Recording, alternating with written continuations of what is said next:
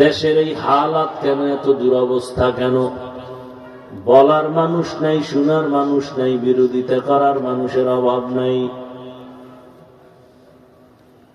জুলাই স্বাধীন করলা, তারপরেও কেন বাবার সামনে মেয়েকে উলঙ্গ করে ধর্ষণ করা হলো? স্ত্রীকে স্বামীর সামনে উলঙ্গ করে ধর্ষণ করা হলো। এগুলো বলার মানুষ নাই, শোনার মানুষ নাই, কেউ বললে বিরোধিতা করার মানুষের অভাব নাই।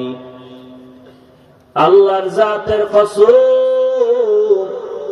যতদিন পর্যন্ত এই জমিনে আল্লাহর দ্বীন আর কোরআন আর ইসলাম কায়েম হবে না, ততদিন পর্যন্ত দেশ শান্ত হবে না, জনগণ শান্তি পাবে না। আল্লাহর কসম করে বলছি, ওয়াল্লাহি, আমার এই কথা বিশ্বাস করলে গুনাহ হবে।